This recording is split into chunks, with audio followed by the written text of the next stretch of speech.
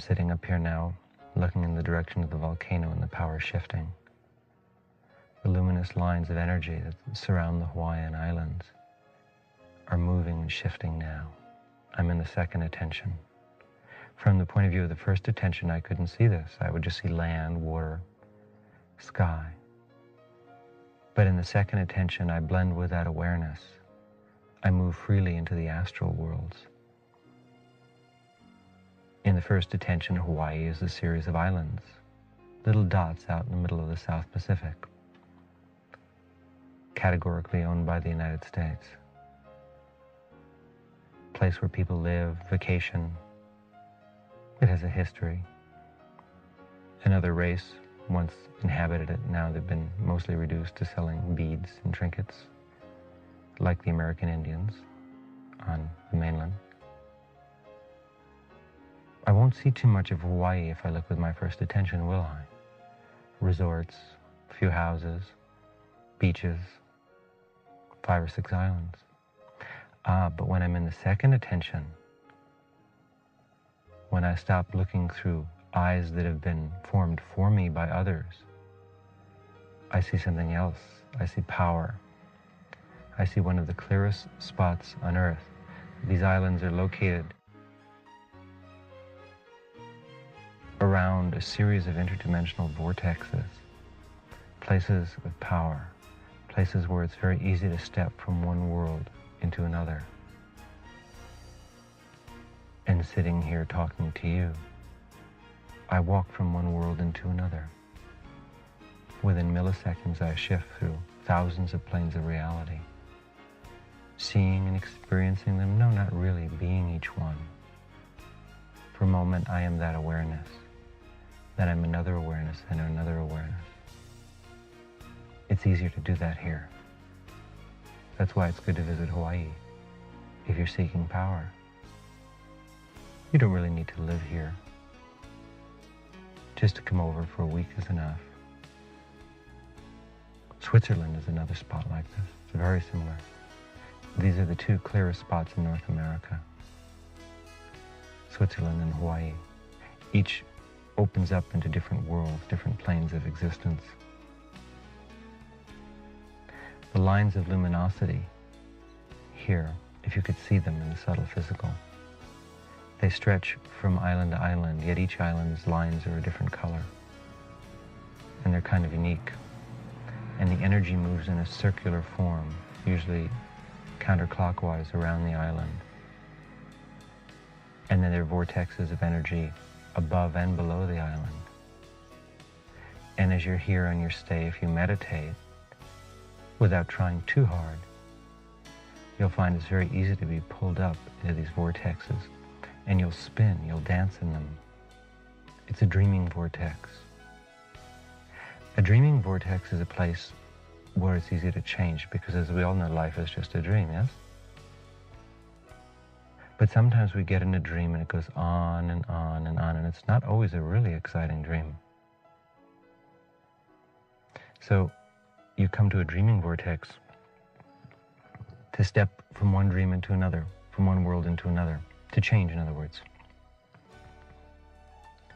If you've been living on the mainland or in Europe or Asia or wherever, and you've been leading a tight life, you've been meditating, gradually refining your life, tightening it up, eliminating the places, the people, or the events that cause you to lose power, becoming more humble, friendlier, developing a sense of humor, learning to still the mind. Then when you come to a place like this, you have built up a great deal of personal power, of energy. Your Kundalini is at a high point. Then if you come here and you just let go, particularly, of course, in the late afternoon or in the evening, or the very early morning, then you'll find it's very easy to change. You won't go back to the mainland or Europe or Asia. Someone else will. Your old self will have just washed away effortlessly. Well, I don't know if it was effortless in that all the time you spent preparing, the way way you've shaped your life made it possible. But then when you come to a place of power like this, it appears to be effortless. And in fact, it is. There's spirits here, forces, that are very protective and very good. And they watch over these islands. And I must confess they're not entirely happy with what they see here, with the way the civilization is moving. But they're patient. They've been here for a long time. And they'll be here long after human beings have ceased to inhabit the islands. What can we learn from these forces, from these spirits? What can we learn from Hawaii? Hawaii is not a place, it's a state of attention. Oh, if you're down in Waikiki on the beach where the bikinis are hot and the sun is hotter, perhaps you won't learn too much about power that you couldn't learn anyplace else than any other beach. But if you find a solitary beach, or you come up on top of the mountains, on top of the volcanoes, and you sit for a while, and you just still your mind, then awareness is all. Then you can easily move from the first attention into the second attention. Then your being expands beyond the horizon of this world. There's so many worlds beyond this world. And as I said before, we have the first attention, which is the awareness, the functional awareness of the world, which should guide us through life, but often asserts itself to such an extent that it cuts us off from what we truly are, from most of our being and our perceptions. The second attention, of course, is that fluid awareness which we slide in and out of, in which we feel and come to know the other dimensional planes. Beyond that is the totality, enlightenment. We call it enlightenment. It's a strange word for it. To enter the totality, to return into it, is beyond enlightenment. So anyway, here I am in Hawaii. Cars are zipping by. There's a golden streak of light as the sun is getting lower on the horizon now, moving across the water.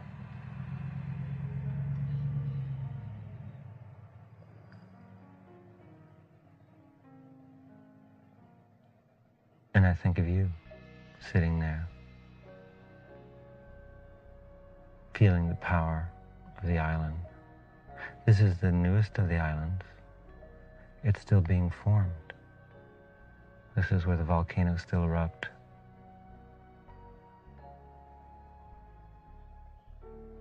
You're still being formed. You're one of the newer islands. You're still erupting. These eruptions are cataclysmic. Smoke, fire, flame. Something spews forth, hot lava. And then it hardens and forms. First it's just black and dark. Then over a period of time, it softens. Things begin to grow there. Eventually it turns to white sand or soft earth. The Kundalini is a volcano. The Kundalini energy shoots up your spine, and it's an eruption in your life. Everything changes. Everything seems to be cataclysmic. Things are in proportion, out of proportion. Your relationships change. Your understandings of life and the world change. Everything shifts. It's not something that you should try to control. It's not something that you can control any more than we can control the volcanoes here. We can simply watch with awe and admiration. It's the process of life that's working within us. And work within us it does. You're looking for awareness. You're looking for power. And a good search it is. And where will you find it? You'll find it first and foremost in your heart, in love. Love is the strongest power in the universe. Love is unity. There are two forces at work at play in the universe: unity and diversity. Unity is enlightenment, diversity is illusion or Maya, ignorance. The more unity a person sees, not simply abstractly conceptualized, but the more unity that they actually perceive, the more spiritually advanced they are. The less unity they perceive, of course, the more diversity, the less evolved their attention is.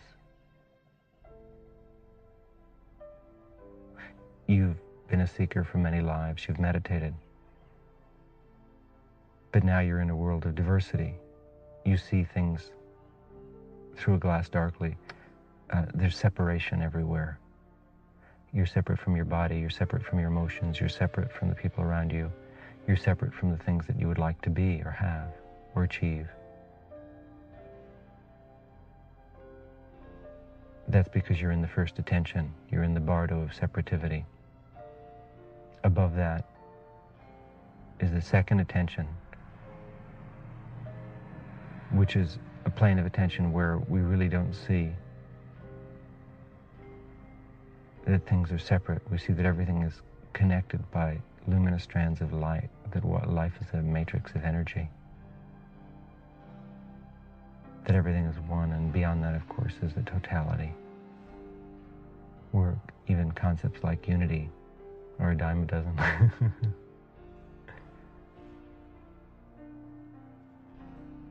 So then your journey is to unity. And you need to think more about unity and focus on it. Now, what is unity? Unity means strength through oneness. United, we stand. Divided, we're in big trouble. There aren't that many evolved people on the earth. They've got to stick together. If we don't stick together, if we don't make a ring of power, then it's very easy for the forces of diversity to attack us, to keep us down. When we're united, no force can interfere with us, because that is the strength of enlightenment. Enlightenment exists in every plane, in every world. Any car, any color. Enlightenment is all. So we could say that when you step out of enlightenment, you could say out of grace if you're religious, we step into the world of diversity. We see things as separate. That's what the Garden of Eden myth is all about. Aside from preoccupation with snakes that Adam had. He had trouble with snakes. Eve seemed to get along with them pretty well. Make of it what you will. But there was unity in the garden. Everything was one, in other words. There was harmony. The garden is the representation of the fruition. No death. See, there's no death in enlightenment. But diversity, when their consciousness descended, suddenly the garden was in the garden. It wasn't paradise. Hawaii is supposed to be paradise. It's only paradise if you see its unity. It's easier to see the unity here. That's why people call it paradise, not simply because it's warmer. They don't realize that they're moving through these vortexes of energy here. And it's easier to see unity here than it is in New York City or in Chicago or LA, Boston, Detroit, London, Paris, Tokyo, Bombay. It's easier to see unity here. The doorway is open. But that doesn't mean that if you live here, you'll become enlightened more quickly. Not at all. Actually, it might be slower. This is a place to come to remember what unity is. See, there's a terrible tendency in spiritual people who meditate, to all want to do their own thing. No one likes groups. It's not, everybody wants to be independent. Everybody wants to assert themselves. No one likes to listen anymore. And of course, if we just look at nature, we'll see what happens. So we've got a big herd of gazelles, a couple of hunting lions. What do they hunt? The one that strays from the pack is an easy one for them to get. That's why human beings gather together in nations and city-states. Why do we have trouble in the world? Because people don't understand unity. If they understood unity, if they saw that we were all brothers and sisters, that we were all one, there would be no wars, there'd be no violence.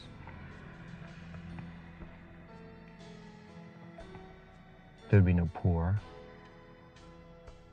We'd all be rich.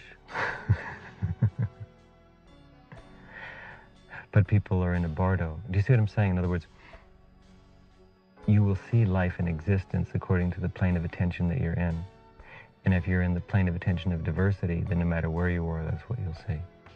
If you're in the plane of attention of unity, then no matter where you are, that's what you'll see. The first attention is diversity, the second attention is unity. And beyond the second attention, of course, is the totality, which is beyond description, but that which is most wonderful and most perfect. Someday you may greet the totality in this lifetime. And if you do, even if you merge with that totality for a short time, then you'll understand.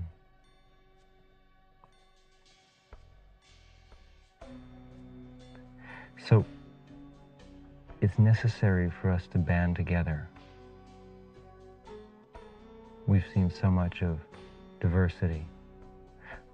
In religions we see it. One religion proclaims itself to be the best and all the others are supposed to be inferior. So religion obviously doesn't create unity, even just the hierarchies within a singular religion. So that means that people in religion are still in the first attention. That's why we practice what we call mysticism or higher spirituality, where unity is the theme. Rules and regulations really don't matter.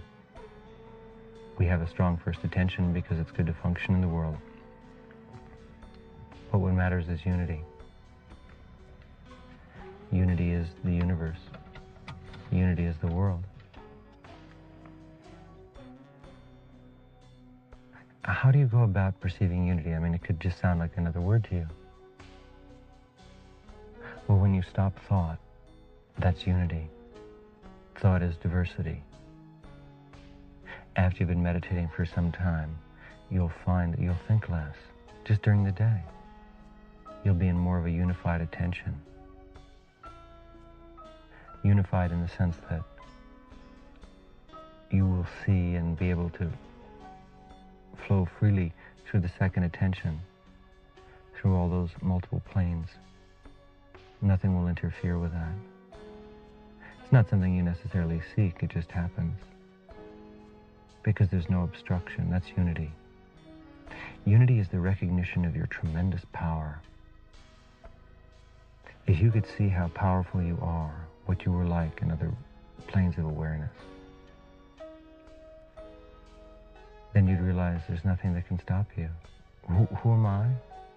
I'm enlightenment. I come from a place far, far from here.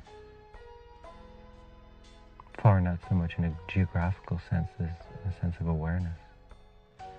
I come from the plane of unity, from the plane of enlightenment. And I've come into this world, into the world of diversity, to talk about unity. And I enjoy diversity. It's fun. The world is fun. But unity is eternal, diversity is transitory. Diversity is the world of death. There's no death in unity, there's no death in enlightenment. There's no suffering, there's only perfection. So it's important to lead a unified life if you're seeking power. Power is in unity. And that's why in the I Ching, of course, a book which is about unity and diversity, we're told to join an organic fellowship of beings, to unify ourselves with others if you're not capable of starting one. In other words, if you're not enlightened, if your attention fields don't exist all places at all times, of which there are naturally very few people on earth who are in that condition, then what you should do is join together with others who seek unity. And that's what they mean by an organic fellowship. And you should be with each other, spend physical time with each other, because that is a symbol of unity, just the fact that you're spending time together, as opposed to everybody being off doing their own thing. Even on a physical level, that's unity. It's fun to be alone. It's fun to spend time by yourself, because then you can experience a different type of unity. Your unity with the cosmos. Your unity with all of life. And in silence, when you're out walking in the woods or reading a book or meditating, strolling by the ocean and off on a mountain, whatever it is. When there's no one else around, no one else's thought forms, the mind becomes quiet. No one to distract you. It's very easy to feel the unity of life, that pulse flowing. And that's a good thing to do. But that's only one type or experience of unity. The other unity we experience is communal. It's shared experience. In other words, don't think of us as separate beings. Imagine that we were once one body and it's been split into millions. And when we get together, even on a physical level, even on the gross physical level, that suggests unity. When we sit in the meditation hall together and meditate, when we take a trip together, when we go out to dinner together, whenever you get together with someone else who's drawn to unity, who seeks that eternal perfection, then that is unity itself in action, reflecting all the way down through the physical. Unity, oneness, is a principle. It is enlightenment. And any movement in that direction is a movement towards enlightenment. And that's why the heart is always recommended, and love.